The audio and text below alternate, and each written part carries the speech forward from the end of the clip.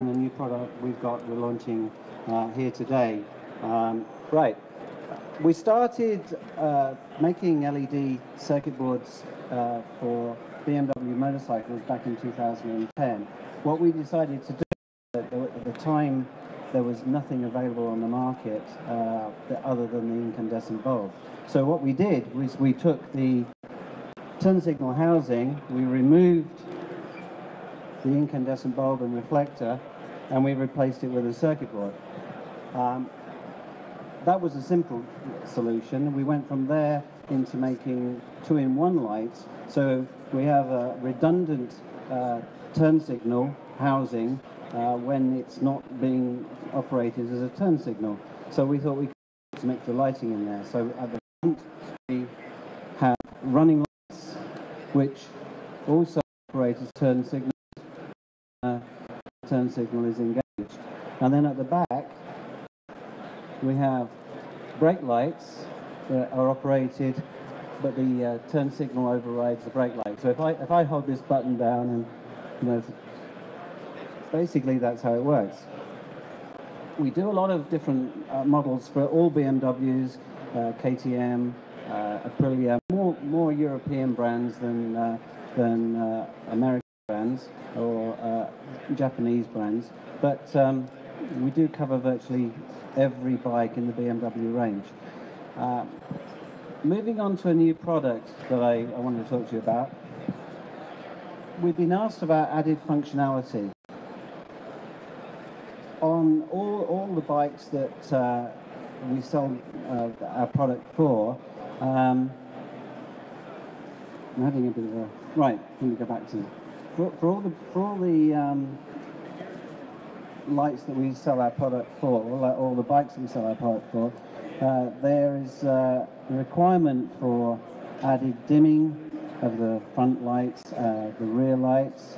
You want to add a decelerometer, and also what else are we doing? Oh, strobe modes and various other functions. Now, I'm going to let Steve explain to you how the new product works and what it actually does, before I get too tongue-tied here. Hold on a second. Okay, so this is our new product, and we turn the ignition key, and you can see we've got front driving lights, and we've got rear running lights on here, which is the same as that product. You have a turn signal. Now, when you brake, we've got a braking function as well. By using the functions on the bike, the turn signals, the brake signals, we can actually program the brightness and intensity of the front lights and the rear lights, and change also some of the functions that these do.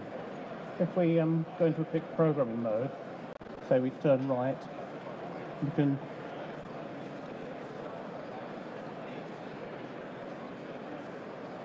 get an acknowledgement that's happened. And now when we brake, we have flashing lights. So it's very simple to reprogram. As long as the bike's standing still, we can reprogram. The exciting thing about the product actually is the fact that it will work with non-CAN bus and CAN bus bikes, and it sits outside the electronic system of any bike. So if you've got a bike that's 50 years old, it would still work as well as a modern bike. Getting the functionality of lighting onto bikes is really difficult to go across brands, cross models, CAN bus, non-CAN bus, and this is a really clever solution because you're actually using the switches and levers that already exist on the bike. You're putting in a logic link box and a certain amount of wiring harness to the auxiliary lighting and it also picks up the signals from the turn signal, for example, from the brake lever, for example, or any other existing pulses or signals that are on the bike, and you're then using those, or any vehicle. You don't, I mean, it could be an ATV, it could be a electric bike, it could be anything. And what we do is a very simple way of controlling the lights, brake lights, or any other functions you want to control. I'll give you an example. I was talking to somebody this morning about this. Is if you've got an ATV and you've got some lights on the roof and you want to dim those down, you stop the vehicle. I mean, if you've got the same for the back, so you want to control a lot of things from the same point. So if you're sitting in your car, for example, your ATV, whatever it is, and you want to dim the lights on the roof, so you actually just stop the vehicle, put the left indicator on, for example, and pulse the brake lever so many times until the level of the light decreases or increases. Okay, so there's a set program that is available within the unit.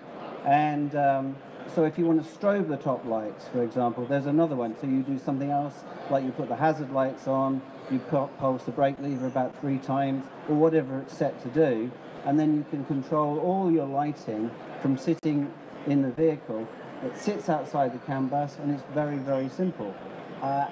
It's actually a very, very novel idea. Nobody else has done this before. It's really important. I mean, it's hard to describe it standing here. You have to see it. You have to see the demonstration in person. We can obviously, if you come along to our stand, we can show you how it works. If you want to contact us at weisertechnic.com, we can show you how that works too. And we're quite happy to demonstrate it to you. If you come along to us, we've also got bikes with the system running on them back in California and in the UK. We're looking for partners to work with us on some external